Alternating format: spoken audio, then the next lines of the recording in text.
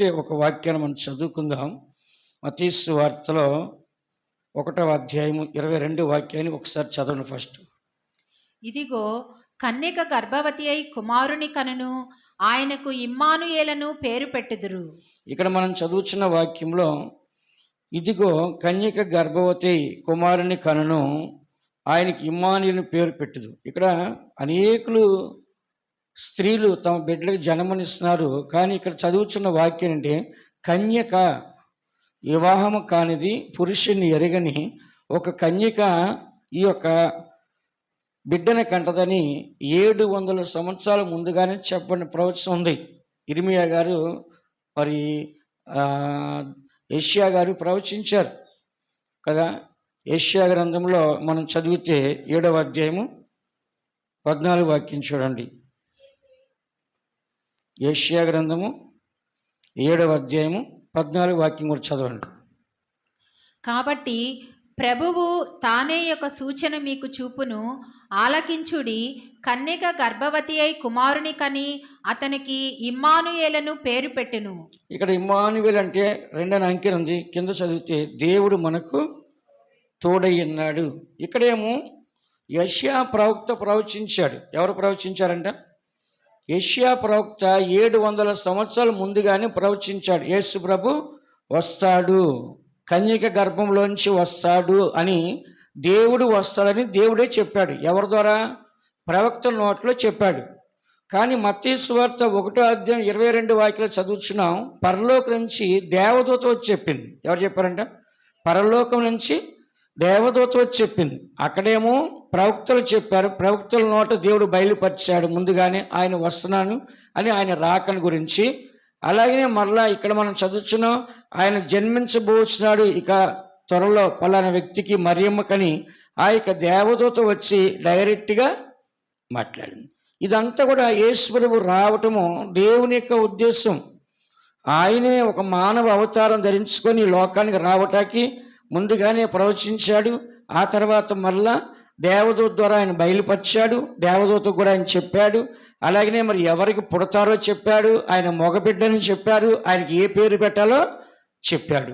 ఇవన్నీ కూడా దైవ చిత్తానుసారంగానే జరుగుతున్నాయి. ఆయన ఎందుకు వస్తాడంట? పరలోకంలో దేవుడు ఉన్నాడు, మనందరం దేవుని నమ్ముతున్నాం, దేవుడు మనతో ఉన్నాడు అంటున్నాం. కానీ ఆయన భూలోకానికి వచ్చి మనకు తోడుగా ఉంటాకు వస్తున్నాడు. ఎలా వస్తాడంట? భూలోకానికి వచ్చి దేవుడు మనకి తోడుగా ఉండడానికి లోకానికే వచ్చి ఉన్నాడు. కాబట్టి ఇప్పుడు ఒక వ్యక్తి ఫోన్లో నేను ఉన్నాను, నీతో భయం లేదులే అని చెప్తే దూరం నుంచి అది వేరు. మన పక్కనే ఉండి నేను ఉన్నాను కదరా అంటే అది వేరు. ఏది బాగుంటుంది చెప్పండి?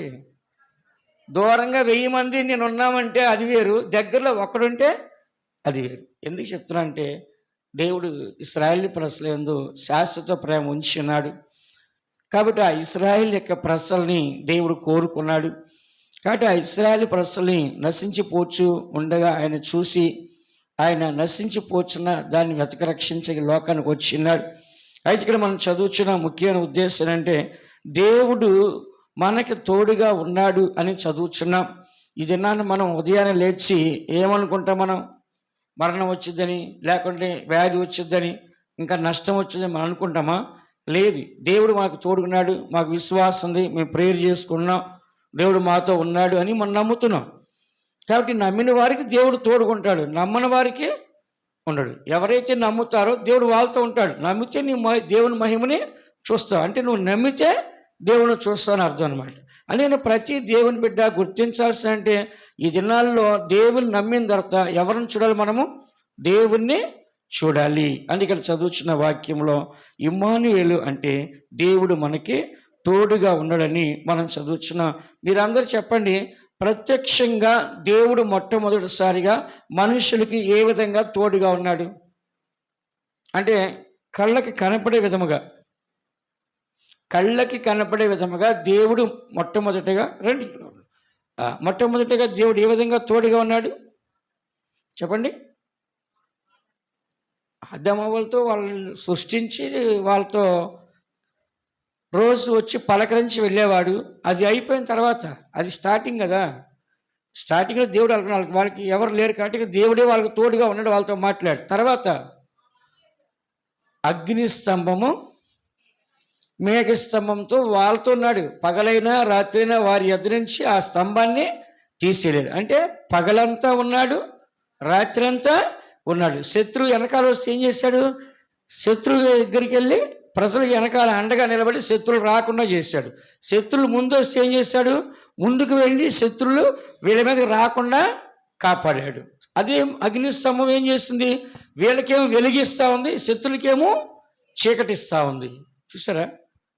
ఎందుకు ఇదంతా చెప్తున్నానంటే, దేవుడు మనకి ఏ విధంగా ఉన్నాడు అంటే, ఆ దినాల్లో ఆ యొక్క అగ్ని స్తంభంగా మేఘస్తంభం ఉన్నాడు. తర్వాత ఎలా తోడున్నాడు? ప్రత్యక్ష గుడారం. ఏమంట? ప్రత్యక్ష గుడారం ఏముంటుంది?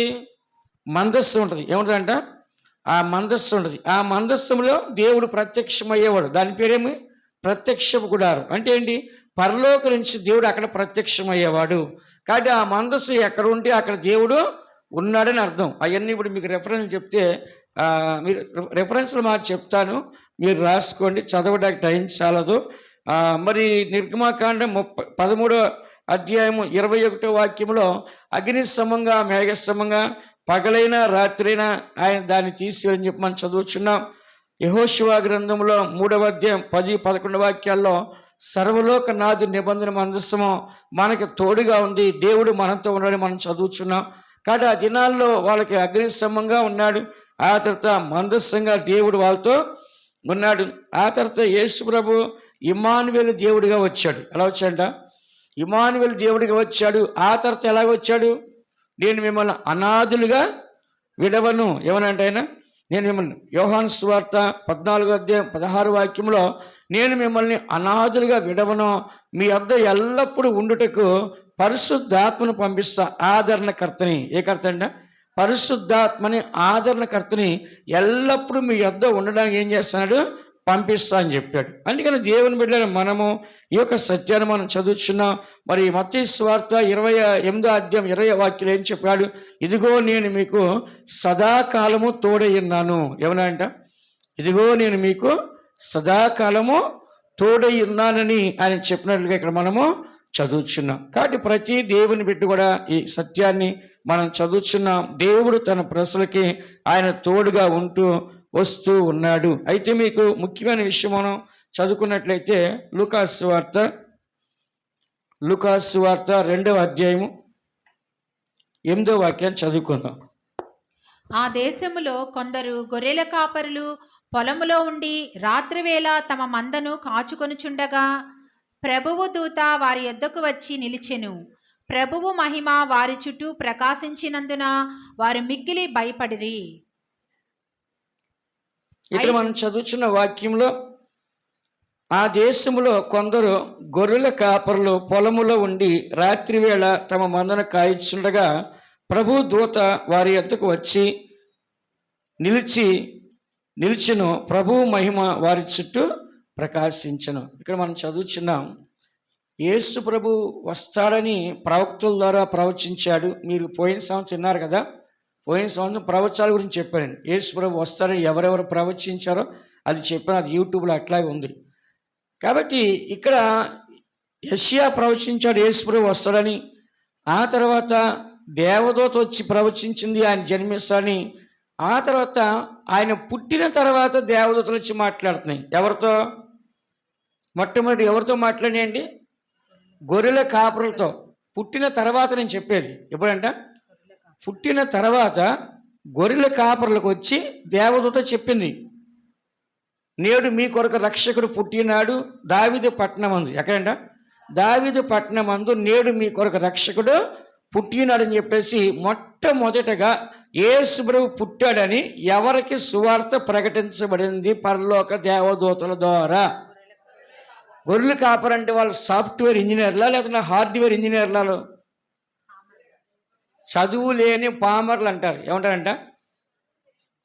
చదువు లేని పామరు. నాకు చాలామంది చెప్తారు ఇంటికాడికి పోయినప్పుడు, పాస్టర్ గారు ఈ పిల్ల చదవట్లా, ఈ పిల్లవాడు చదవట్లా అంటాడు. నేను చెప్తాను, 4 గొర్రెలు కొని గొర్రెలు కాసుకొస్తారు. ఇంక చదవకపోతే అదే చేయాలి, వాటిని చదువు అవసరం లేదు కదా. కాబట్టి చదువు లేని వారిని గొర్రెల కాపర్లు అంటారు. అయితే ఇశ్రాయేలు ప్రజలందరికీ ఉన్న పేరు ఏంటంటే గొర్రెలు. ఏమంట? కానీ ఇప్పుడు ప్రపంచంలో తెలివి గలవారు ఎవరు? ఇజ్రాయెల్ దేశమే. ఎన్నో కనిపెట్టింది, ఒక్క యుద్ధంలో కూడా ఓడిపోకుండా ఉన్నది ఇజ్రాయెల్ దేశమే. ఎందుకు చెప్తున్నా అంటే వాళ్ళు ఒక గొర్రెలు అని దేవుడు చెప్పాడు, గొర్రెలకి కాపర్ని అని దేవుడు చెప్పుకున్నాడు. ఎందుకంటే గొర్రెలు అనేది చాలా లోబడతాయి, సాత్వికంగా ఉంటాయి, మౌనంగా ఉంటాయి, ఎదురు తిరగవు, ఎటువంటి సమస్య వాటి వల్ల కనపడదు. అలాగని వాటిని కాయటం కూడా చాలా ఈజీ. కాబట్టి దేవుడు గొర్రెలకి పరలోకాన్ని కుడి పక్కన ఇస్తాడు, మేకల్ని ఎడం పక్క తోసేస్తా అన్నాడు. కాబట్టి మేకలు మాట వినవు, గొర్రెలు మాత్రమే మాట వింటాయి. అందుకే ఇశ్రాయేలు ప్రజల్ని గొర్రెలుగా భావించాడు. అయితే ఆయన మొట్టమొదటిగా సువార్తను ప్రకటించింది ఎవరికంట? గొర్రెల కాపర్లు. గొర్రెల కాపర్లు అంటే ఎవరు? ఇశ్రాయేలు ప్రజల యొక్క వృత్తి గొర్రెలు కాయటం. ఎవరంట? ఇశ్రాయేలు ప్రజల యొక్క వృత్తి గొర్రెలు కాయటం. దేవుని బిడ్డలకు ఇచ్చిన ఉద్యోగం ఏంటంటే గొర్రెలు కాయటం. హేబేలు కయ్యను మనం చూస్తాం. హేబేలు ఎవరు చెప్పండి? హేబేలు ఎవరంట? గొర్రెలు కాపరి. యాకోబు ఎవరు? యాకోబు ఎవరు? మోషే ఎవరు? దావీదు ఎవరు?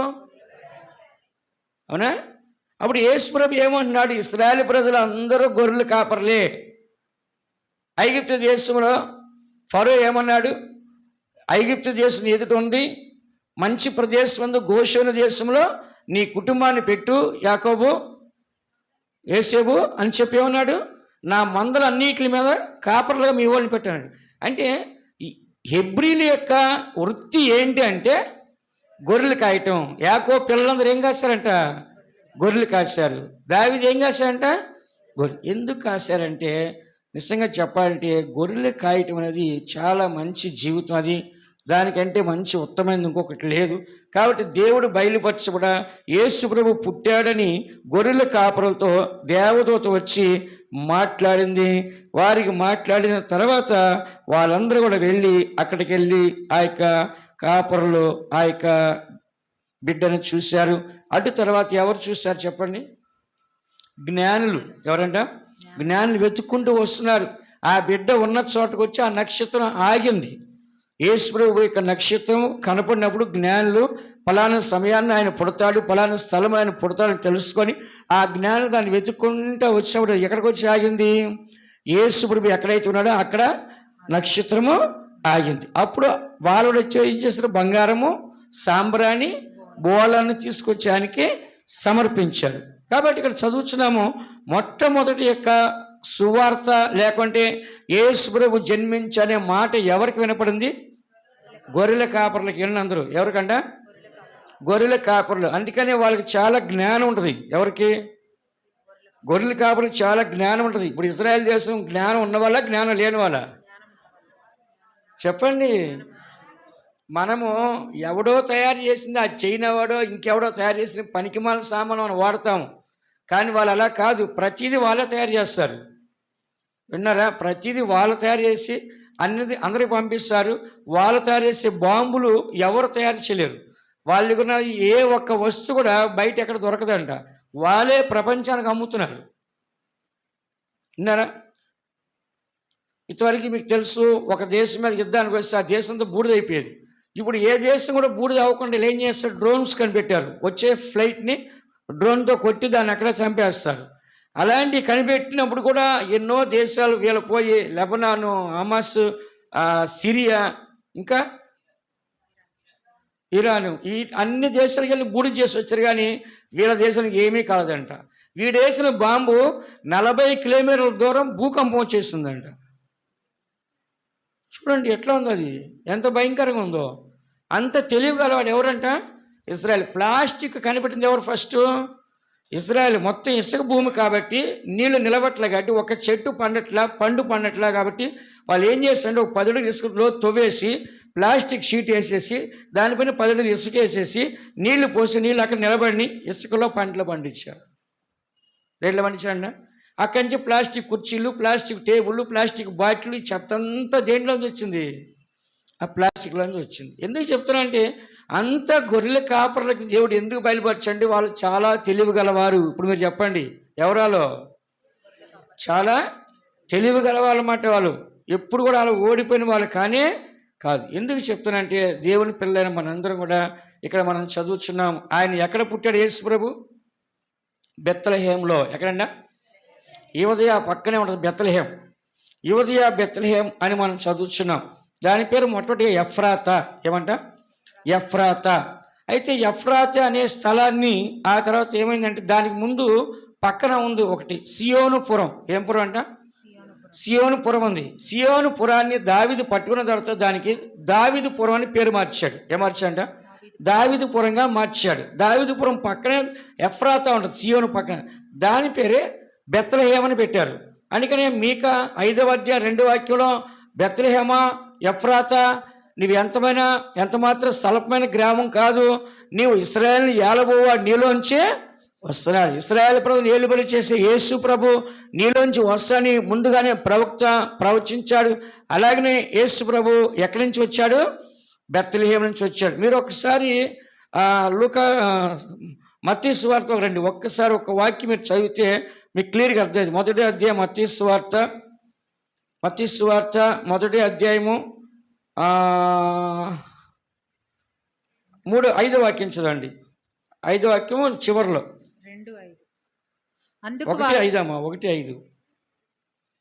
1:5 చదవండి. నైసోను సెల్మానును కనెను, సెల్మాను రాహబునందు బోయజును కనెను, బోయజు రూతునందు ఓబేదును కనెను, ఓబేదు యెషయిని కనెను, యెషయి రాజైన దావీదును కనెను. ఇక్కడ వీళ్ళందరూ మనం చూసైతే ఒక కుటుంబంలోంచి వచ్చిన వారు. అయితే చూడండి, ఇక్కడ 14 తరాలు. ఒకటి, మళ్ళీ రెండోది 14 తరాలు, మళ్ళా మూడోది 14 తరాలు మనం చదువుతున్నాం. చదవండి ఇక్కడ ఎన్న వాక్యము? 17వ వచనమా? ఇట్లు అబ్రహాము మొదలుకొని దావీదు వరకు తరములన్నీయు 14 తరములు. దావీదు మొదలుకొని యూదులు బబులోనుకు కొనిపోబడిన కాలము వరకు 14 తరములు. బబులోనుకు కొనిపోబడినది మొదలుకొని క్రీస్తు వరకు 14 తరములు. ఇక్కడ 14 తరాలంటే ఇప్పుడు నేను, నా కొడుకు, నాది ఒక తరం, నా కొడుకుది ఒక తరం, నా మనవడు ఒక తరం, అలాగే ఏంటంట 14 తరాలు. అబ్రహాం నుంచి ఎవరి వరకు? దావీదు వరకు 14 తరాలు.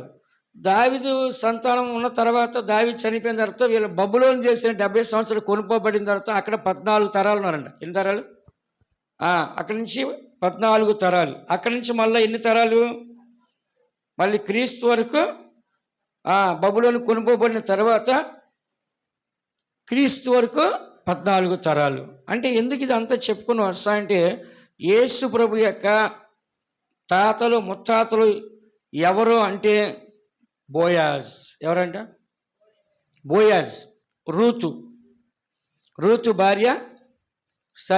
భర్త బోయాజ్. అయితే ఆ రూతు ఏ దేశపు అమ్మాయి? మోయాబు మూల పురుషుడు ఎవరు చెప్పండి? లోతు ఎవరు కుటుంబం మనిషి? అబ్రహాము అన్న కొడుకు. చూసారా, అబ్రహాము అన్న కొడుకు అబ్రహాం విడిపోయారు, మళ్ళీ ఎక్కడ కలుస్తున్నారు? మళ్ళీ వాళ్ళిద్దరు మళ్ళీ రూతు పోయారు, మళ్ళీ కంబైండ్ అయిపోయారు. జనరేషన్ చూడండి, మళ్ళీ వెళ్ళిపోయిన జనరేషన్ మళ్ళీ ఏమైందంట అక్కడ మళ్ళీ కలుసుకుంది. అక్కడి నుంచి జనరేషన్ స్టార్ట్ అయింది. బోయాజ్ వచ్చాడు, బోయాజ్ ద్వారా ఓబేదేదోము వచ్చాడు, ఓబేదేదోము ద్వారా యెషయి వచ్చాడు, యెషయి ద్వారా దావీదు వచ్చాడు. అయితే బోయాజు ధనవంతుడా పేదవాడా? రూతు భర్త ధనవంతుడా పేదవాడా? రూతు ధనవంతురాలా పేదరాలా?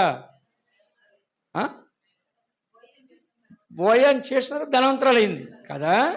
ఎందుకు చెప్తున్నా అంటే, బోయాసు ఆ రోజుల్లో ఒక కొండని ఏం చేస్తాడంటే ఒక ఇల్లుగా చెక్కాడంట. ఎలా చెక్కాడంట? ఒక కొండని ఇల్లులాగా చెక్కి, ఇప్పుడు మనం బిల్డింగ్ కడతాం కదా అంతస్తులుగా లేకుంటే స్లాబ్లు వేసి, అలా కాదు, ఒక కొండని చక్కగా ఇల్లుగా రూములుగా ఏం చేస్తాడంట చెక్కి పెట్టాడు. ఇప్పటికీ అది ఉంది. యూదయ బెత్లెహేములో యేసు ప్రభు జన్మించిన స్థలం అక్కడ ఉంది. విన్నారా? అయితే ఆ యొక్క కొండను ఏం చేస్తారంటే బాగా తొలిపించి బలముగా ఇల్లు కట్టినారు. ఎందుకంటే ఎవరు కూడా దాన్ని పగలగొట్టడానికి వీలు కాదనమాట. అలాంటి ఇల్లు కట్టుకున్నది ఎవరో? బోయాస్ తర్వాత తన కొడుకు ఎవరంట? బోయాస్ ఎవరిని కన్నాడు అక్కడ? ఓబేదేదోమును ఆ ఇంట్లోనే కన్నాడు. ఓబేదేదోము ఎవరిని కన్నాడు? యెష్షయిని ఆ ఇంట్లోనే కన్నాడు. యెష్షయి దావీదుని ఎక్కడ కన్నాడు? ఆ ఇంట్లోనే కన్నాడు. విన్నారా? ఇప్పుడు ఆ గృహములోని వీళ్ళు ఉన్నారు. ఒక 14 తరాల దాకా అందులోనే ఉన్నారు. ఆ తర్వాత ఇలా బబులోను దేశానికి ఏమారంట, అందరూ వెళ్ళిపోయారు బానిసలుగా. దేవాలయం అంతా కాల్చేసి బంగారం అంతా నాగలతో దున్నేసి తీసుకుని వెళ్ళిపోయిన తర్వాత 70 సంవత్సరాలు ఇలా దేశంలో ఒక్కరు కూడా లేకుండా బానిసలుగా వెళ్ళిపోయారు. తర్వాత మళ్ళీ ఎప్పుడు వచ్చారు? 70 సంవత్సరాల తర్వాత ఇక్కడికే వచ్చారు. అయితే అప్పటికి అన్నీ నాశనం అయిపోయినాయి, కానీ ఈ ఇల్లు మాత్రం నాశనం కాలేదు. ఎందుకని? కొండలో చెక్కారు కాబట్టి. అయితే ఈ ఇల్లుని బోయేసేమో ఓబేదేదుకి ఇచ్చాడు. ఓబేదేదు ఎవరికి ఇచ్చాడు? యెష్షయికి ఇచ్చాడు. యెష్షయి ఎవరికి ఇచ్చాడు? దావీదుకి ఇచ్చాడు. దావీదు ఎవరికి ఇచ్చాడు? కొడుకులకి ఇచ్చాడా? దావీదు ఎవరికి ఇచ్చాడు? కొడుకులకి ఇవ్వలేదు. దావీదు తన కుమారుడు అబ్షాలోమును తనను చంపడానికి తిరుగుతున్నప్పుడు, దావీదు అరణ్యము వెళ్ళిపోతున్నప్పుడు బర్జిల్లై అనే ఒక వ్యక్తి, ఒక పెద్ద ఆయన ఏం చేశాడంటే, మొదటి సమూయేలు 17 అధ్యాయం 27 వాక్యం చదవమ్మా. మొదటి సమూయేలు 17:27. అక్కడ ముగ్గురు వ్యక్తులు ఉంటారు ముఖ్యమైన. జనులు వాని చంపిన వానికి ఇట్లిట్లు చేయబడునని అతనికి ఉత్తరం ఇచ్చిరి. సరే, 2 సమూయేలు అమ్మా. 2 సమూయేలు 17:27. దావీదు మహానయీమునకు వచ్చినప్పుడు అమ్మోనీయుల రబ్బా పట్టణపు వాడైన నాహాషు కుమారుడగు షోబియును, లోదెబారు ఊరివాడగు అమ్మీయేలు కుమారుడైన మాకీరును, రొగెలీము ఊరివాడును, గిలాదీయుడునైన బర్జిల్లయియు. చాలు, బర్జిల్లయి. ఇతను ఏం చేశాడంటే, దావీదు తన కొడుకు వలన అరణ్యానికి వెళ్ళిపోయినప్పుడు, దావీదు కష్టాలు ఉన్నప్పుడు కింద 28, 29 రాసుకోండి. అతనికి ఆకలి కొని ఉన్నప్పుడు అతనికి ఏం చేశాడంట, పాత్రలో, గిన్నెలో, కుండలో గోధుమ పిండి ఏంటి ఇవన్నీ, జున్ను, తేనె అన్నీ ఎవరికి ఇచ్చాడు? దావీదుకి ఇచ్చాడు. ఆయన గొప్ప రాసు, కొడుకు వలన సమస్య వచ్చి అరణ్యానికి వచ్చాడని ఇవన్నీ తీసుకెళ్ళి ఏం చేశాడు? బర్జిల్లయికి ఇచ్చాడు. బర్జిల్లయి తీసుకెళ్ళి దావీదుకే ఇచ్చాడు. అప్పుడు దావీదు ఏం చేశాడు? అవన్నీ తీసుకుని తిన్నాడు. ఆ తర్వాత తన కొడుకు చనిపోయిన తర్వాత మళ్ళీ రాజ్యానికి వచ్చిన తర్వాత బర్జిల్లయికి ఏం చెప్పాడంటే, నాయనా నేను వినండి నా మాట అందరూ, నేను కష్టాల్లో ఉన్నప్పుడు నాకు నువ్వు సహాయం చేస్తావు కాబట్టి ఇప్పుడు నేను రాజ్యానికి వచ్చేస్తున్నా, నా రాజ్యంలో నీకేం కావాలో కోరుకో అన్నాడు దావీదు. ఎవరంట? నేను కష్టాల్లో ఉన్నప్పుడు నాకు సహాయం చేస్తావు కాబట్టి ఇప్పుడు రాజయోగాన్ని అనుభవించు, నా ఇంటికి వచ్చి నా ఇంట్లోనే ఉండు అన్నాడు. ఆయన చెప్పాడు, అయ్యా అనుభవించే ఓపిక వయసు నాకు లేదు, నాకు వయసు అయిపోయింది, నా వల్ల కాదు, నాకేమి వద్దు అన్నాడు. లేదు లేదు, నీకు ఏది కావాలన్నా నేను చూసుకుంటా, నువ్వు నాతోనే ఉండాలి అని అడిగాడు దావీదు. అప్పుడు ఆయన చెప్పాడు, అమ్మ ఇర్మీయా గ్రంథం 41 అధ్యాయం చివరి వాక్యం చదువు ఒకసారి. చివరి వాక్యంలో చివరి మాట చదివితే చాలు. ఇర్మీయా 41 చివరి వాక్యం చదవండి. చివరి మాట, చివరి లైన్, 41 చివరి లైన్. అయితే వారు బబులోను రాజు దేశం మీద అధికారినిగా నియమించిన అహీకాము కుమారుడైన గెదల్యాను, నెతన్యా కుమారుడైన ఇష్మాయేలు. అదంతా వద్దమ్మా, లాస్ట్ లైన్ అన్న. బెత్లెహేము దగ్గరున్న గేరూతు కిమ్హాము దిగిరి, 41 అధ్యాయం చివరిలో కదా. కాబట్టి ఇక్కడ బెత్లెహేము దగ్గరున్న గేరూతు కిమ్హాములో దిగిరి అంటే ఇక్కడ చదువుతుంది ఏంటంటే, బెత్లెహేములో ఈ యొక్క గేరూతు అంటే దాన్ని సత్రం అని అర్థం. ఏమంటది? గేరూతు అంటే సత్రం అని అర్థం.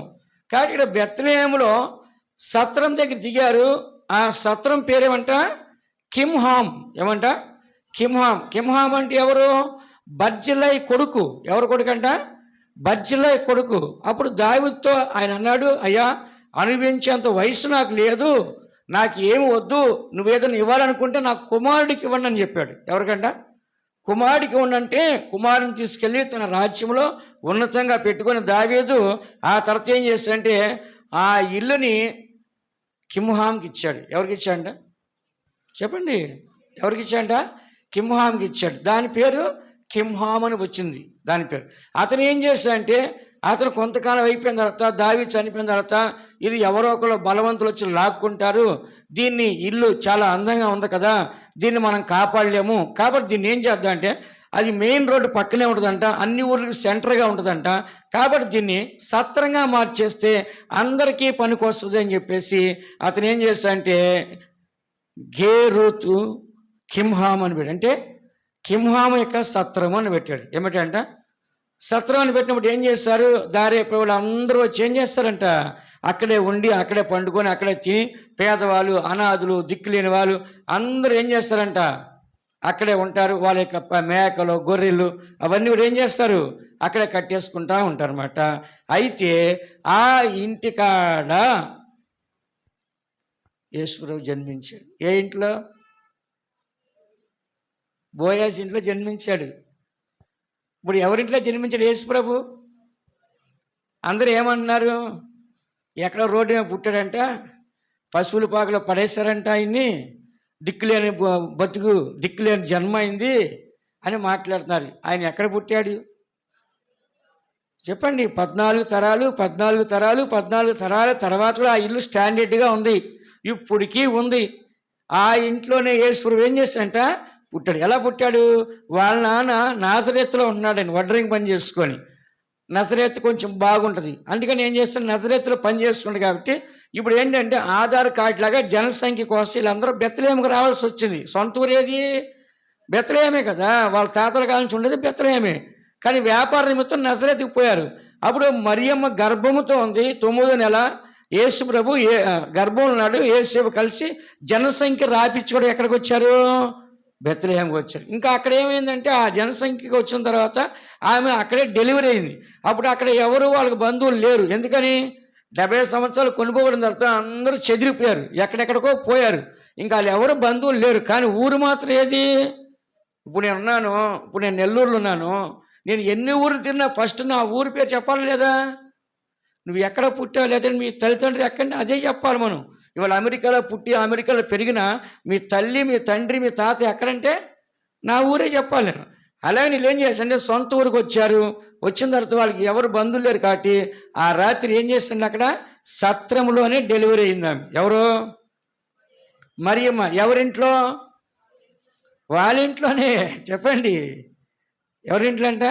వాళ్ళ ఇంట్లోనే ఆమె డెలివరీ అయింది. ఆ తర్వాత అక్కడ స్థలం లేదు, ఎందుకంటే దారి పోయేవాళ్ళు వాళ్ళు కూడా సత్రంతా ఫుల్ అయింది కాబట్టి తల్లి పెట్టి ప్లేస్ కావాలి. కాబట్టి అప్పుడు పశువులకి మేత వేసే ఆహారం ప్లేస్ ఉంటుంది. పశువులకి ఒక పెద్ద పందిరిలాగా సావడిలాగా వేస్తారు. ఇంకో పక్కన వాటికి పెట్టే ఆహారం తవుడు, తెలగపిండి ఇవన్నీ ఉంటాయి కదా, అవన్నీ అక్కడ ఉంటాయి అనమాట. అప్పుడు ఏం చేస్తారంటే ఆ లోపల బిడ్డను పెడతాకి తల్లిని పెడతాకి స్థలం లేదు కాబట్టి పొత్తి గుడ్డలతో చుట్టారు. దేని చుట్టారన్నా? పొత్తి గుడ్డలతో చుట్టి ఎక్కడ తీసుకొచ్చి పెట్టారు? పశువుల తోటలంటే పశువులు పక్కన పెట్టలేదు, వాటికి ఆహారం పెట్టే ఒక రూమ్ ఉంటుంది కదా, స్టోర్ రూమ్. మీకు అర్థమైందో చెప్పాలంటే ఏ రూమ్ అంట? ఒక స్టోర్ రూమ్. పశువులు మేత ఉండి స్టోర్ రూమ్ ఉంటుంది కదా, అక్కడ తీసుకెళ్ళి ఆ పశువులు వేసే తొట్టి ఉంటుంది కదా, ఆ తొట్టిలో ఆయన శుభ్రంగా చుట్టి పెట్టారు. ఎందుకు పొత్తుకొడలు చుడతారు? తల్లి గర్భంలో 9 నెలలు గాలి తగలకుండా వేడిగా లోపల ఉంటాడు. చలి, మంచు, ఎండ, వర్షం ఏం తెలియదు ఆ బిడ్డకి. బయట రాగానే ఒకేసారి బతకంటే అంత కష్టం, అంత తేలిక కాదు. కాబట్టి ఆ బిడ్డకి ఏం చేయాలంటే తల్లి గర్భంలో ఎలాగున్నాడు ఆ బిడ్డ, ఆ విధంగా బలంగా ఏం చేయాలంటే మెత్తడి గుడ్డలు చుట్టి వేడిగా ఉండటం కోసం ఏం చేస్తారు, ఆ గుడ్డలు చుట్టే పెడతారు. ఇప్పుడు మీరు చెప్పండి, ఇప్పుడు దావీదు కుటుంబంలోంచి యేసుప్రభు వచ్చాడు, వచ్చిన తర్వాత ఎక్కడ జన్మించాడు మళ్ళీ చెప్పండి? దావీదు పట్టణం అందు నేడు మీ కొరకు రక్షకుడు పుట్టినాడు. బెత్లెహేములోనే పుట్టాడు. కాబట్టి ముందుగా ప్రవచనం మీకలా చెప్పాను. కాబట్టి ఆ ప్రవచనం నెరవేరడం కోసం ఎక్కడికి వచ్చి పుట్టాడు ఆయన? ఉండేది ఎక్కడ? నజరేతులో. కానీ ఇప్పుడు వాళ్ళ జనసంఖ్య కోసం వచ్చారు. ఆ తర్వాత పుట్టాల్సిన దగ్గర ఏం చేశానా? కరెక్ట్గా బెత్లెహేములోనే పుట్టాడు. ఇప్పుడు యేసుప్రభు ఆ ఇల్లు ఇప్పుడు కూడా ఉంది. యేసుప్రభు జన్మించిన స్థలము బెత్లెహేములో ఇప్పుడు కూడా ఆ గృహ అలాగే ఉంది. యేసుప్రభు పుట్టిన పాయింట్ కూడా అక్కడే ఉంది. అక్కడ పెట్టిన పశువులు తొట్టి దగ్గర పెద్ద చర్చి కట్టేశారు. ఎందుకు ఇదంతా చెప్తా అంటే యేసు ప్రభు చూసినట్లయితే ఆయన తగ్గించుకొని ఒక మానవుడిగా వచ్చాడు. మనందరం సత్రలో పుట్టాడంట, పశువుల పాకలో పుట్టాడని చెప్తున్నాను, కానీ అలా కాదండి. ఆయన పుట్టింది సొంత ఊరిలో, చెప్పండి, సొంత ఊరిలో సొంత ఇంట్లోనైనా పుట్టాడు. అర్థమైంది ఇప్పుడు? కాబట్టి దేవుని బిడ్డ మనము యేసు ప్రభు తాతల కాలం నుంచి ధనవంతుడా పేదోడా? చెప్పండి. చాలామంది అన్నారు యేసుప్రభు నమ్ముకున్నంత పేదోళ్ళు, లేబరు, చిన్న కులాలు అన్నారు. అసలు యేసుప్రభు ఎంత ధనవంతుడు చెప్పండి, ఎంత ధనవంతుడు, ఎంత ఐశ్వర్యవంతుడు, ఆ రోజుల్లోనే ధనవంతుడు. అయితే ఈ యొక్క దేవదూత వచ్చి మాట్లాడుతున్నప్పుడు ఆనాడు రూతు ఏ పొలములో అయితే పరిగెరుకుందో ఆ పొలములో గొర్రెలు కాస్తాడో అక్కడే దర్శనం వచ్చింది. గొర్రెలు కాపులకి ఎక్కడ? బోయాజు పొలములోనే. ఎవరి పొలం అంట? బోయాజు పొలములని రూతు ఆనాడు ఎక్కడైతే పరిగెరుకుందో అక్కడే దేవదూతలు వచ్చి మీ కొరకు రక్షకుడు పుట్టి ఉన్నాడని చెప్పి ఎవరు చెప్పారంట? గొర్రెల కాపరులు చెప్పినారు. అందుకని దేవుని బిడ్డలు మనము యేసుప్రభువుని మనం హీనంగా అనుకున్నాండి. ఈరోజు ప్రపంచాన్ని ఏలేదు ఎవరు? అమెరికాలో ఉన్నంత ఎవరు? యూదులు. ఇజ్రాయెల్ దేశం అంతా ఎవరు? యూదులు. ఉన్నది ఎంతమంది? వాళ్ళు 65 లక్షల మంది యూదులు ఉండేది. ఇజ్రాయెల్ దేశం ఉండేది 65 లక్షల మంది. ప్రపంచాన్ని గడగడలాడిస్తారు. వాళ్ళ దగ్గరికి వెళ్ళి ఎవరు గెలవలేడు వాళ్ళని. దేనివలన? గొర్రెలు కాసిన వాళ్ళు కాబట్టి. అంతేనా? చెప్పండి. గొర్రెలు కాసిన వాళ్ళు కాబట్టి. అంతేనా? వాళ్ళకున్నంత జ్ఞానం ఎవరికీ ఉండదు. విన్నారా? అక్కడ అంట అందరికీ ఒకటే స్కూలు, ఒకటే కాలేజీ, అందరికీ ఒకటే హాస్పిటల్. అంతే. ప్రైవేట్ హాస్పిటల్, ప్రైవేట్ స్కూల్స్ అవి ఉండవు.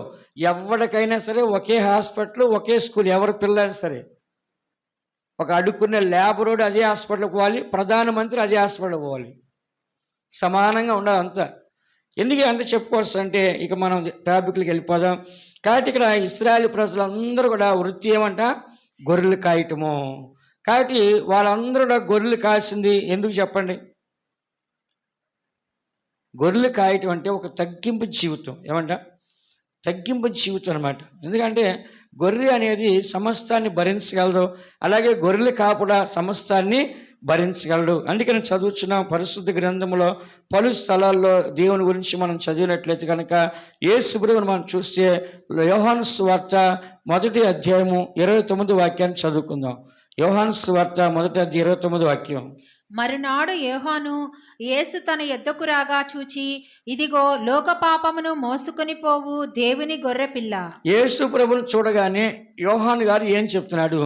లోక పాపమును మోసుకొని పోవచ్చున దేవుని గొర్రె పిల్ల. అంటే ఇప్పుడు యేసు ప్రభు కూడా పులిలాగా వచ్చాడా? సింహంలాగా వచ్చాడా? గొర్రెలాగా వచ్చాడా? ఇప్పుడు వాళ్ళ వంశస్థులందరూ ఎవరు? గొర్రెలు కాపర్లే. ఇప్పుడు యేసు ప్రభు ఎలా వచ్చాడు? గొర్రెగానే వచ్చాడు, గొర్రెలు కాపరిగానే వచ్చాడు. అలాగే మనం గొర్రెలుగా ఉండాలా, సింహాల్లాగా ఉండాలా? చెప్పండి. గొర్రె అంటే సాత్వికము, దీనత్వం ఉంటుంది. నేను సాత్వికుడిని, దీన మనసు గలవాడిని, నా ఎద్దుకు వచ్చి నేర్చుకోండి అని చెప్తాడు యేసు ప్రభు.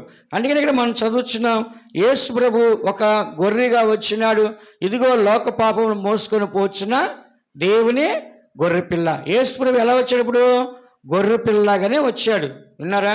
గొర్రె పిల్లలాగా రాబట్టి ఆయన మనుషుల చేతిలో చంపబడ్డాడు, చంపడానికి ఇష్టపడ్డాడు, అప్పగించుకున్నాడు. అదే ఆయన సింహంలాగా వస్తే ఆయన చంపేవాళ్ళ? దగ్గరికైనా వస్తారా? సింహాన్ని చూసి ఎవరు రారు. రెండోదిగా యోహాను సువార్త 10వ అధ్యాయంలో మనం చదివినట్లయితే 10వ వాక్యం చదమ్మా.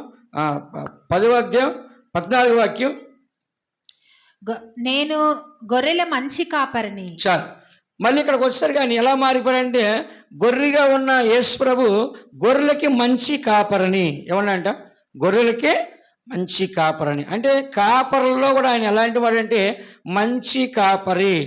అంటే ఇరిగిపోయిన దానికి గాయం కడతాడు, ఆకలేసిన ఆహారం పెడతాడు, విశ్రాంతి కాలం విశ్రాంతి ఇస్తాడు, అలసిపోయిన దాన్ని భుజమ చేసుకొని మోస్తాడు. అలాగే యేసు ప్రభు ఈ లోకానికి వచ్చాడు. అయితే ఈ యోహాను ఫస్ట్ ఏం చెప్పాడు?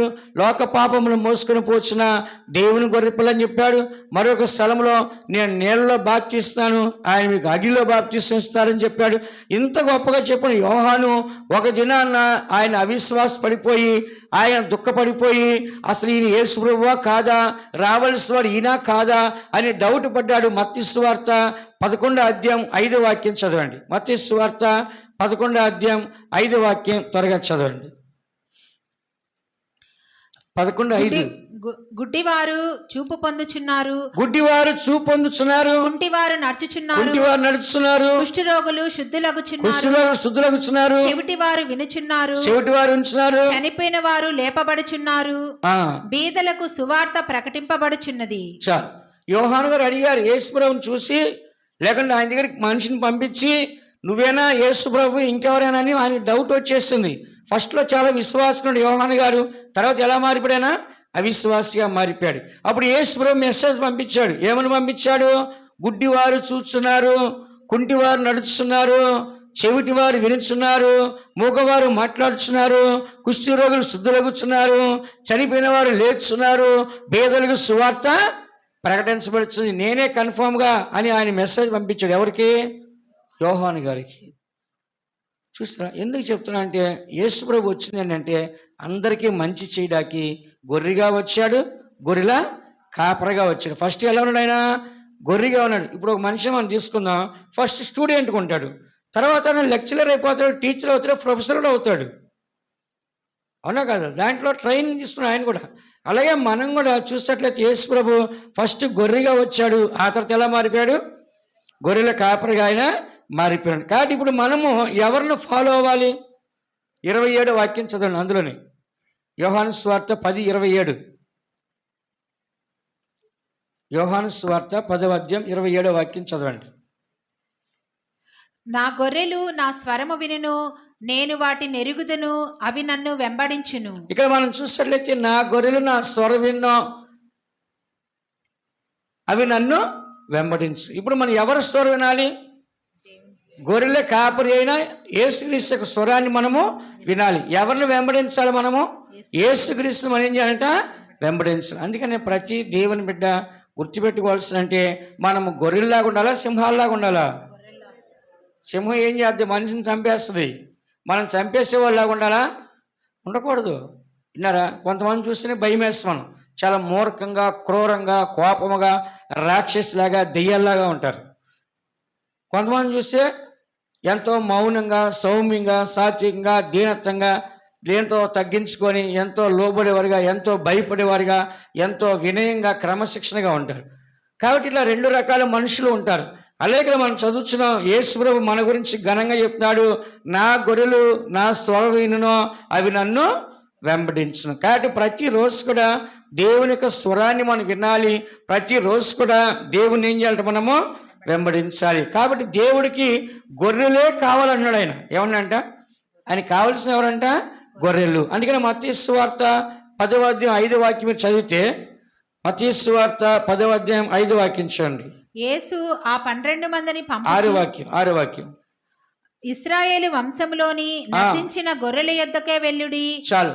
యేసు ప్రభు తన 12 మంది శిష్యులకు కూడా సేవ చేయడానికి పంపించినప్పుడు, ఇశ్రాయేల్ ఇంటి వారైనా నశించున్న గొర్రెల యొద్దకే వెళ్ళండి. నాకు గొర్రెలే కావాలి పరలోకానికి, పులులు సింహాలు అవసరం లేదు. ఎవరు కావాలంట? పులులు సింహాలు దేవుడికి అవసరం. దేవుడికి కావాల్సి ఎవరో? తగ్గింపగలవారు, వినయమ గలవారు, సాత్వికం గలవారు, దీన మనసు గలవారు ఎవరైతే ఉంటున్నారో అలాంటి వారే నాకు కావాలి. కాబట్టి మీరు ఇశ్రాయేల్ ఇంటి వారైనా నశించిన గొర్రెల యొద్దకే వెళ్ళండి. ఎవరైతే ఇశ్రాయేల్ ప్రజలు ఉన్నారో, ఎవరైతే ఇశ్రాయేల్ ఇంటి వారు ఉన్నారో, ఎవరైతే నశించిపోతున్నారో వాళ్ళనే పోయి ఏం చేయాలి? మీరు రక్షించండి అని చెప్పి పంపించాడు. కాబట్టి దేవుడికి కావాల్సారంటే గొర్రెలు. అదే మత్తయి సువార్త 15వ అధ్యాయంలో మీరు చదివినట్లయితే, మత్తయి సువార్త 15వ అధ్యాయం 24వ వాక్యం మీరు చదివినట్లయితే, అక్కడ కూడా యేసు ప్రభు స్వయంగా ఆయన మాట్లాడుతున్నాడు. ఆయన ఇశ్రాయేలు ఇంటివారై నశించిన గొర్రెల యొద్దకే కాని మరి ఎవరి యొద్దకును నేను పంపబడలేదనెను. ఇందాకేమో శిష్యులతో చెప్తున్నాడు. ఏమని? ఇశ్రాయేల్ ఇంటి వారి దగ్గరికి మీరు వెళ్ళండి అని శిష్యులు చెప్పాడు. ఇక్కడేమన్నాడు? నశించున్న ఇశ్రాయేల్ ఇంటి వారి యొద్దకు కానీ మరి ఎవరి యొద్దకు నేను పంపబడాలి. అంటే నన్ను తండ్రి పంపించాడు. ఎక్కడి నుంచి? పరలోకం నుంచి. ఎక్కడికి? ఇశ్రాయేల్ ఇంటి వారి కోసం వెళ్ళమని. అలాగే నేను ఎవరిని పంపిస్తాను? మిమ్మల్ని ఇశ్రాయేల్ ఇంటి వారి యొద్దకే పంపిస్తాను. కాబట్టి దేవుడికి గొర్రెలు కావాలా, సింహాలు కావాలా? మన స్వభావము గొర్రెగా ఉండాలా, సింహంలాగా ఉండాలా? చెప్పండి అందరూ. గొర్రె పిల్ల భార్య తన తాను సిద్ధపరచడం రాసింది. అంటే యేసు ప్రభు అంటే గొర్రెని చేసుకుంటుందా, గొర్రె పులిని చేసుకుంటా, సింహాన్ని చేసుకుంటుందా? చెప్పండి. మన దేవునికి పెండ్లి కుమార్తెగా మారాలంటే, భార్యగా మారాలంటే సింహాల్లాగా ఉండాలా, గొర్రెల్లాగా ఉండాలా? మన స్వభావం ఎలా ఉండాలి? చెప్పండి. గొర్రెల్లాగా ఉండాలి. మంచి సౌమ్యంగా మనం మాట్లాడుతున్నప్పుడు ఎదుటి మనిషి మన మాటకి ఆ మనిషి అర్థం చేసుకొని ఇలా చాలా పద్ధతి కలవారిని గ్రహించే విధముగా ఆ మాటలో కనబడు. కొంతమందికి ఏదైనా మనం మాట్లాడుతుంటే ముఖం నల్ల పెట్టేస్తారు. ఏదైనా పని చెప్పంగానే ముఖం ఎట్ట పెడతారు, అబ్బా వెంటనే. అంటే స్వభావం ఏం లేదు, గొర్రెపిల్ల స్వభావం లేదు. పని చెప్పగా అప్పటిదాకా బాగానే ఉంటారు, అప్పుడే సైతాన్ బయటకు వస్తుంది. ఎప్పుడు ఏదైనా ఏదైనా పని చెప్పని సైతాన్ బయటకు వచ్చి అప్పుడే అసలు పవర్ బయటకు వస్తాడు, ఆ పవర్ రిలీజ్ అయ్యింది అప్పుడే బయటికి. కానీ యేసు ప్రభువుని చెంప మీద కొట్టినవాడు ఎట్లా అంటే రియాక్ట్ అవ్వలేదు. కుడి చెంప కొడితే ఎడం చెంప కూడా కొట్టమన్నాడు, అవునా కాదా? ఆయన ఎక్కడ కూడా గొర్రె పిల్లగా ఉన్నాడు, కానీ ఎక్కడ కూడా ఆయన పుల్లాగా మారలేదు. ఆయన క్యారెక్టర్లో బైబిల్ రాస్తుంది, ఆయన తన స్వభావానికి విరోధంగా తాను ఏమీ చేయలేదంట. అంటే తన క్యారెక్టర్, తన స్వభావాన్ని ఏమాత్రం పాడు చేసుకోలేదు. మనమైతే ఏం చేస్తాం, పాడు చేసుకుంటాం. కోపం వచ్చేప్పుడు ఒకలాగా, ఇష్టమైన వాళ్ళతో ఒకలాగా మాట్లాడతాం, ఇష్టం లేని వాళ్ళతో ఇంకొకలాగా మాట్లాడతాం, అవసరం ఉంటే ఒకలాగా మాట్లాడతాం, అవసరం లేకపోతే ఇంకొకలాగా మాట్లాడతాం. కానీ యేసు ఎలా అంటే ఆయన పుట్టినది మొదలుకొని చనిపోయే వారికి ఎలా ఉన్నాయంటే ఆయన క్యారెక్టర్ గొర్రె పిల్లగానే ఉన్నాయంటే. ఎలా అంట, గొర్రె పిల్లగా లోపడ్డా, ఎదురు తిరిగాడా? చెప్పండి మీరు అందరూ.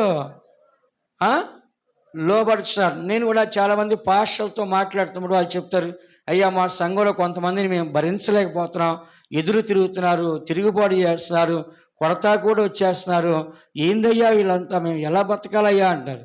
కొన్ని స్థలాల్లో చూస్తే అంత మూర్ఖులుగా వాళ్ళు భయంకరంగా తయారవుతున్నారు. దానివలన వారి జీవితం నష్టపోద్ది, పరలోకం అనేది వాళ్ళు దొరకదు. అందుకని ఇక్కడ చదువుతున్న యేసు ప్రభు ఇశ్రాయేల్ ఇంటి వారి యొద్దకి వెళ్ళమన్నాడు, నశించున్న ఇశ్రాయేల్ గొర్రెల యొద్దకి వెళ్ళమన్నాడు. కాబట్టి మనం కూడా ఎలా ఉండాలంటే గొర్రె పిల్లలాగా మనం మారాలి. ఎలా మారాలంట? గొర్రె పిల్ల యొక్క స్వభావం దీనత్వము, సాత్వికం. యేసు చెప్పాడు, నేను దీనుడిని, సాత్వికుని. కాబట్టి ఆయన గొర్రెపిల్ల, కాబట్టి ఆయన ఉన్న క్యారెక్టర్ ఏంటంటే దీనత్వము, సాత్వికం. కాబట్టి మనం కూడా ఎలా ఉండాలి? దీనులుగా. చెప్పండి అందరూ, దీనులుగా, సాత్వికులుగా ఏం చేయాలంటే మనము కనపడాలి. అందుకని మనం చదువుతున్న ఈ యొక్క యేసు ప్రభువు మనం చూసినట్లయితే ఆయన భూమి మీదకి గొర్రె పిల్లగానే వచ్చాడు, ఆయన గొర్రె పిల్లగానే జీవించాడు, ఆయన గొర్రెలు కాపరిగా మారాడు. అలాగే ఆయన గొర్రెలు కూడా ఆయన స్వరాన్ని వినాలి, ఆయన్ని వెంబడించాలి. ఇశ్రాయేల్ ఇంటి వారి కొరకే వచ్చాడు, ఇశ్రాయేల్ కుటుంబం కొరకే ఆయన వచ్చాడు. తన శిష్యులు కూడా ఇశ్రాయేల్ ఇంటి వారికి మేకలకి చేయమన్నాడా, గొర్రెలు చేయమన్నాడు సేవ? అయినా చెప్పండి, గొర్రెలకే సేవ చేయమన్నాడు. ఎవరికంట?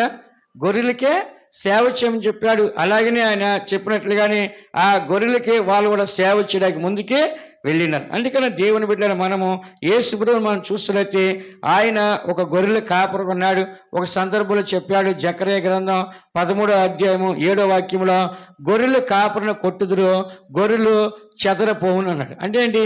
ఒక దినాన్న నన్ను చంపుతారు, నన్ను చంపినప్పుడు శిష్యులని మీరందరూ నన్ను వదిలి పారిపోతారని ముందుగానే ప్రవచనము ఉంది.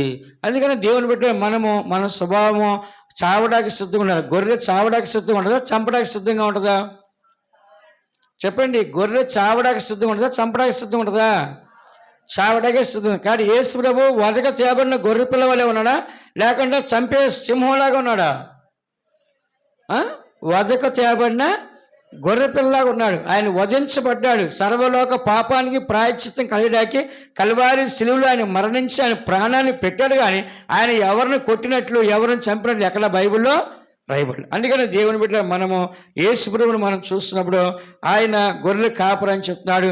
ఆయన మాత్రం కాదు, హెచ్కేల్ గ్రంథంలో తండ్రి అయిన దేవుడు కూడా 34వ అధ్యాయం 11వ వాక్యంలో చెప్తున్నాడు, నేను గొర్రెలకు మంచి కాపరిని అంటున్నాడు. 34:11 హెచ్కేల్ గ్రంథం. ప్రభువైన యెహోవా సెలవిచ్చినదేమనగా, ఇదిగో నేనే నా గొర్రెలను వెతికి వాటిని కనుగొందును. చూడండి, ఇక్కడ తండ్రి దేవుడు కూడా నశించిపోవచ్చిన గొర్రెల్ని వెతికి నేను కనుగొంటాను, నా గొర్రెలను రక్షించుకుంటాను, నా గొర్రెలను కాపాడుకుంటాను. ఇంకా కింద చదువుకుంటే నా గొర్రెలకి మంచి మేతగల స్థలంలో మంచి ఆహారం నేను పెట్టుకుంటాను అంటున్నాడు. ఇప్పుడు మన పిల్లలకి మంచిది పెడతామా, చెడ్డది పెడతామా? మన పిల్లలు మంచి తినాలని, మంచి ఆహారం తినాలని, ఎంత రేటు ఎక్కువైనా సరే మనం కొనుక్కొచ్చి మంచిగా పెడతాం. అలాగే దేవుడు కూడా తన పిల్లలు మంచిగా ఉండాలి, పుష్టిగా ఉండాలి, ఆరోగ్యంగా ఉండాలని ఆయన కోరుకున్నాడు. అందుకని మనం కూడా యేసు ప్రభువు ఎందుకు చనిపోయాడంటే చేతగాక చనిపోలేదు, అందరి పాపాలకి రక్తాన్ని చిందించి పాప క్షమాపణ కలిగించడం కోసమో ఆయన చనిపోవాలి. కాబట్టి ఆ బలి అనేది గేదెలాగానో ఏనుగులాగానో అలాంటి జంతువులాగా ఆయన రావటం ఎలా వచ్చాడంటే గొర్రె పిల్లలాగా వచ్చాడు. బలికి కావాల్సింది ఏంటి? బలికి కావాల్సింది గొర్రె. ఏం కావాలంట? బలికి కావాల్సిందంట గొర్రె. ఇశ్రాయేలు ప్రజలతో ఏం చెప్పాడు? మీరు ఒక గొర్రె పిల్లని తీసుకొని ఏం చేయాలంట? వధించి పస్కా పండగనే చెయ్యండి. కాబట్టి యేసు ప్రభువు మన పస్కా కాబట్టి ఆయన బలికి కావాలంటే గొర్రె పిల్ల కావాలి. అందుకని ఆయన ఎలా వచ్చాడు? గొర్రె పిల్లగానే వచ్చాడు. గొర్రె పిల్లగా వచ్చి ఏం చేశాడు? ఏ పాపం చేయకుండా ఆయన కల్వారికి శిలువలో అందరి చేత ఏం చేశాడంట? సిలువ వేయబడి ఆయన ఏం చేశాడు? మరణించాడు. అందుకని యేసు ప్రభువుని మనం చూసినట్లయితే ఆయన గొర్రె పిల్లగా భూమి మీద మాత్రమే కాదు, బైబిల్ రాస్తుంది ఆయన సిలువ మరణం వరకు కూడా తన్ను తాను తగ్గించుకున్నాడు. అంటే సిలువ మరణం అంటే చనిపోయే సమయం వరకు కూడా ఆయన ఎలా ఉన్నాడంట? గొర్రె పిల్లగా ఉన్నాడు. ఎప్పటి నుంచి? పుట్టిన కాడి నుంచి. చెప్పండి, పుట్టిన కాడి నుంచి చనిపోయే వరకు ఎలా ఉన్నాడంట? గొర్రె పిల్లగా ఉన్నాడు. కానీ బైబిల్లో ఇంకో మాట రాస్తుంది, పరలోకంలో కూడా గొర్రె పిల్లగా ఉన్నాడంట. పరలోకంలో కూడా గొర్రె పిల్ల ఉన్నంట. పరలోకంలో ప్రకటన గ్రంథం 21 అధ్యాయం 15 వాక్యం చూడండి. ప్రకటన 21:15. ఆ పట్టణమును దాని గుమ్మములను ప్రాకారమును కొలుచుటకై నాతో మాట్లాడు వాని యొద్ద బంగారు కొలకర్ర ఉండెను. ప్రకటన గ్రంథం 21 అధ్యాయం 22, 23 చదవము. దానిలో ఏ దేవాలయమును నాకు కనబడలేదు. సర్వాధికారి అయిన దేవుడగు ప్రభువును గొర్రె పిల్లయు దానికి దేవాలయమై ఉన్నారు. ఇక్కడ మనం చదువుచున్నాము 22లో, దానిలో ఏ దేవాలయం నాకు కనబడలేదు, సర్వాధికారికు దేవుడగు ప్రభువును గొర్రె పిల్లయు దానికి దేవాలయమై ఉన్నారు. ఎవరంట? దేవుడే అక్కడ ఎలా ఉన్నాడంట? దేవాలయంగా ఉన్నాడు. ఎవరైనా? గొర్రె పిల్ల. చెప్పండి అందరూ. ఎవరంట? గొర్రె పిల్లే ఒక దేవాలయం. గొర్రె పిల్లగా ఉంటే దాంట్లో దీనత్వం, సౌమ్యం, సాత్వికం ఉండదు. అలాగే మనం కూడా గొర్రె పిల్లగా ఉంటే దీనత్వం, సాత్వికం ఉన్నప్పుడు మనం కూడా దేవాలయంగా ఉంటాం. నీ దేహమే దేవుని యొక్క ఆలయం. ఎవరైతే దేవాలయంగా, దేవుని ఆలయముగా ఎవరైతే దీనత్వం, సాత్యం కలిగి ఉంటారో వారిలో దేవుడు ఉంటాడు. బైబిల్లో ఏం చెప్పాడు ఆయన? ఎవడు నలిగిన మనసు కలవాడై దీనుడై నా మాట విని వణుకుచున్నాడు వాని యొద్ద నేను నివాసము చేసేదను. కాబట్టి దేవుడికి నలిగిన వారు, తగ్గించుకున్న వారు, దీన మనసు గల వారు ఉంటే దేవుడు వారిలో జన్మిస్తాడు, వాళ్ళలో జీవిస్తాడు, వారిలో నివసిస్తాడు, వాళ్ళని దేవాలయంగా చేసుకుంటాడు. 23వ వాక్యంలో ఆ పట్టణంలో ప్రకాశించుటకై సూర్యుడైనను చంద్రుడైన దానికి అక్కర్లేదు, దేవుని మహిమయే దానిలో ప్రకాశించింది, గొర్రె పిల్లయే దానికే దీపము. పరలోకం అంతా కూడా ఆయన ఏం పేరు పెట్టింది అక్కడ? గొర్రె పిల్ల. అంటే భూలోకానికి రాకముందు ఆయన గొర్రె పిల్లగా వస్తాడని రాస్తుంది. భూలోకం వచ్చిన తర్వాత గొర్రె పిల్లగా జీవించాడు, మరణించాడు. పరలోకానికి వెళ్ళిన తర్వాత ఎలా ఉన్నాడు ఆయన? గొర్రె పిల్ల. మనం అనుకుంటాము ఈ లోకంలో కొంచెం మంచిగా యాక్షన్ చేస్తే పరలోకానికి వెళ్ళిపోవచ్చు, అక్కడ తర్వాత సంగతి అనుకుంటున్నాం. అలా కుదరదు. అదేనా? నువ్వు ఇక్కడ అలాగ ఉండాలి, అక్కడ అలాగ ఉండాలి. ఇప్పుడు మనకి ట్రైనింగ్ సెంటర్ ఇది. ఎక్కడ? భూమి మీద మనకు ట్రైనింగ్ ఇస్తున్నాడు దేవుడు. ఈ ట్రైనింగ్లో పాస్ అయితే మళ్ళీ అక్కడికి తీసుకొని వెళ్తాడు. అందరు కళ్ళు మూసుకోండి. దేవుని బిడ్డలు మన అందరం కూడా ఇంకా అనేక విషయాలు ఉన్నాయి, తర్వాత నేర్చుకుందాం, సమయం లేదు పండుగ కాబట్టి. మీరందరూ త్వరగా వెళ్ళాలి. ఇప్పుడు మటన్, బిర్యానీ, చికెన్ తినాలి, కొత్త బట్టలు వేసుకొచ్చారు రంగురంగులుగా. కాబట్టి ఇప్పుడు స్పెషల్ సెలబ్రేషన్ చేసుకోవాలి. కాబట్టి నేను త్వరగా ముగిస్తున్నాను. ఇది మనందరికి తెలిసిన విషయాలే, కానీ కొన్ని విషయాలు చెప్పాలని మీకు దేవునికి సత్యాన్ని తీసుకొని నేను చెప్పాను. ఇది రాత్రి చూసుకోలేదు, రాత్రి 1 గంట అయింది. రాత్రి 1 గంట దాకా చూసుకున్న టైం లేక, అయితే ఆ టైంలో దేవుని వల్ల దేవుడు ఇచ్చిన ఆలోచన. కాబట్టి ఇక్కడ మనం చదువుతున్నాము, దేవుడు మొట్టమొదటిగా ఎవరికి ఎలా వచ్చాయంట, ఇమ్మానుయేలు దేవుడుగా ఆయన ఈ లోకానికి వచ్చినాడు, మనకు తోడుగా ఉన్నాడు. తోడుగా ఉన్న తర్వాత ఆయన గొర్రెల కాపర్లకి ఆయన ప్రత్యక్షమై ఆయన వచ్చే విషయాన్ని మనకు చెప్పినాడు. అలాగే దేవుని పిల్లలందరూ కూడా గొర్రెల కాపర్లుగా ఉన్నారు. అలాగే అపోస్తులు కూడా గొర్రెలు కాపున్నారు. యేసు ప్రభు గొర్రెలు కాపున్నాడు. ఎందుకంటే మనుషులు కాయాలంటే గొర్రెలు కాయాలి, మనుషుల్ని నడిపించాలంటే జ్ఞానంగా అంటే గొర్రెల దగ్గర ట్రైనింగ్ ఇస్తున్నారు దేవుడు. కాబట్టి దావీదు జనాలను పరిపాలన చేయాలి, రాజు అవ్వాలంటే ముందు ఎవరిని పరిపాలించాలి? గొర్రెల్ని. మోషే నాయకుడిగా ఉండి ప్రజలను పరిపాలించి ఎవరికి నాయకుడిగా ఉండాలి? ముందు గొర్రెలకి. కాబట్టి ప్రపంచం అంతా పరిపాలనలోకి యేసుక్రీస్తు కూడా ఒక గొర్రె పిల్లగా ఆయన వచ్చినాడు. ఈ దినాల్లో మనం కూడా గొర్రె పిల్లగా మనం మారాలండి. పులులుగా సింహాలుగా మన స్వభావాన్ని ఉంచుకోకుండా బుద్ధి జ్ఞానం కలిగి సాత్వికంగా దీనత్వం కలిగి గొర్రె పిల్లలు జీవించి ఆ యొక్క రాజ్యములో దేవునితుంటకు దేవుడు మనకు సాయించను గాక, దేవుడు మనల్ని ఆశ్రయించను గాక. ఆశ్చర్యకరుడు సమాధాన ప్రభు ఆలోచనకర్త తండ్రియు ఆయనే. ఆశ్చర్యకరుడు సమాధాన ప్రభు ఆలోచనకర్త తండ్రియు ఆయనే. ఇమ్మానుయేలను నూతన పేరుతో ఇలలో మనకై తోడయుండి, ఇమ్మానుయేలను నూతన పేరుతో ఇలలో మనకు తోడయుండి, బేత్లెహేం పురమందు ఈ సురక్షకుడు జన్మించెను మనకై. హల్లెలూయా స్తుతి గానము పాడి హర్షించెదము మనము. హల్లెలూయా.